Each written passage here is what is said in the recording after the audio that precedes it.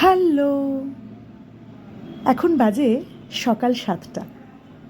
আর এইটা হচ্ছে আমার ছোট্ট একটা বাগান, যেটা আমার ফ্ল্যাটের জানলায় হয়। এই যে লঙ্কা গাছটা দেখছেন, এই লঙ্কার বীজটা আমার বান্ধবী স্বস্তিকা ও দিয়েছিল। এই দেখুন কি সুন্দর লঙ্কা হয়েছে। এই লঙ্কাগুলো যে কি প্রচণ্ড ঝাল, আপনাকে কি বলবো। আজকে মোটামুটিভাবে সারাদিন বাড়িতেই থাকবো। বিকেলবেলার দিকে একটু বেরোনোর প্ল্যান আছে। বেরোবো মানে টুকটাক কিছু জিনিসপত্র কেনাকাটার আছে, সেই জন্যই বেরোবো। আমার শুটিং শেষ হয়ে গেছে, সেই জন্য সেই অর্থে কোনো তাড়া নেই যে শুটিংয়ে যেতে হবে, কল টাইম আসবে।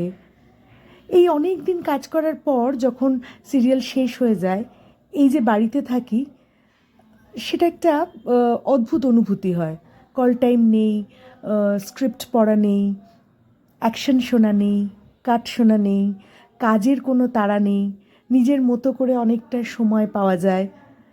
এটা মন্দ লাগে না। আবার খুব বেশি দিন যদি এই সময়টা চলতে থাকে, তখন সেটাও আবার ভালো লাগে না। আপনারাই বলুন না, কাজ ছাড়া কি আপনাদের ভালো লাগবে? ভালো লাগবে না। যার যেটা কাজ, আমার যেমন শুটিং করা কাজ, কেউ অফিসে যান, বা বাড়িতেও যে কাজটা আপনারা রেগুলার বেসিসে করেন, সেই কাজটাও যদি হঠাৎ করে বন্ধ হয়ে যায়, টানা 2 দিন 4 দিন 5 দিন 6 দিন কোনো কাজ না থাকে, শুধুই বসে আছেন, সেটা বোধহয় ভালো লাগে না আমাদের কারোরই। আমাদেরও সেরকম। আজকে বিশেষ কিছুই রান্না করব না, করব একটু মুসুর ডাল।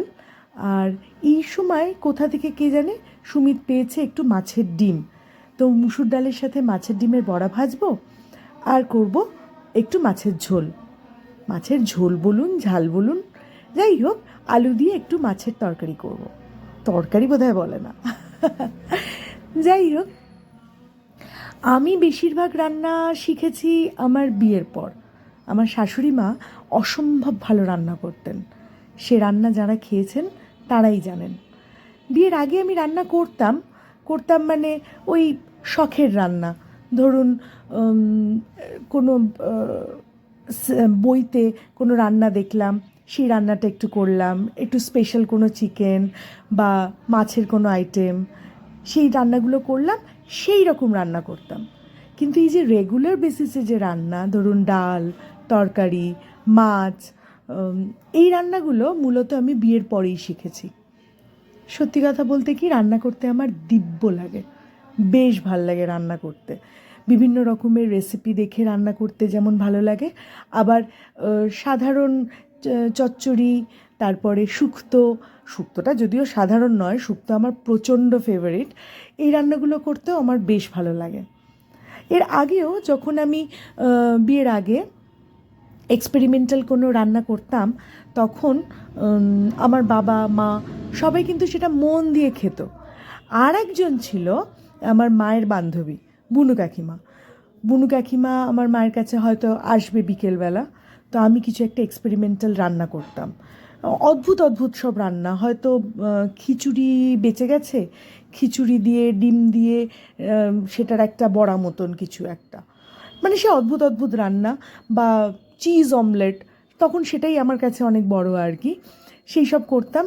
আর বুনু কাকিমা কিন্তু সেগুলো খেত, খেয়ে আবার বলতো যে এইটা কিন্তু একটু নুন কম হয়েছে, এইটাতে একটু এইটা দিবি, তাহলে খেতে খুব ভালো লাগবে।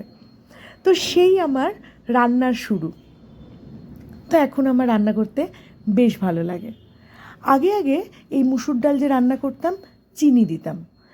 কিন্তু আমার ফেসবুকে একজন জেঠু আছেন, সিদ্ধার্থ চক্রবর্তী।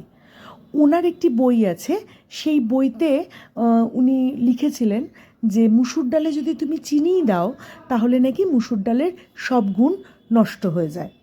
সেই থেকে আমি আর মুসুর ডালে চিনি দিই না। ইনফ্যাক্ট আস্তে আস্তে চিনি খাওয়াটাই কমিয়ে দিয়েছি। চিনি নাকি খুব খারাপ, মানে শরীরের জন্য, সেই কারণে চিনি প্রায় খাওয়াই হয় না। আমাদের বাড়িতে 250 গ্রাম চিনি আসে, সেটা প্রায় 2.5 থেকে 3 মাস যায়। মানে আমি কোনো রান্নাতেই প্রায় চিনি দিই না, তার বদলে টমেটো ব্যবহার করি।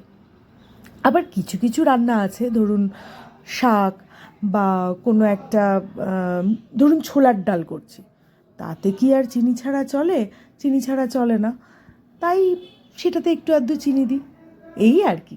এই আমার রান্নার বৃত্তান্ত। যাই হোক, অনেক বকবক করলাম। আপনাদের যদি এই ব্লগটা ভালো লেগে থাকে তাহলে অবশ্যই একটা লাইক আর কমেন্ট করবেন, আরও ভালো লাগলে একটা শেয়ারও করে দেবেন। আজ তাহলে এই পর্যন্তই, আবার দেখা হবে। রান্না আমার হয়ে এসেছে, হ্যাঁ, একটু পরেই বেরোবো মৌমিতার সাথে, সেখানেও আপনাদের সাথে নিয়ে যাব। আজ তাহলে আসি, টাটা।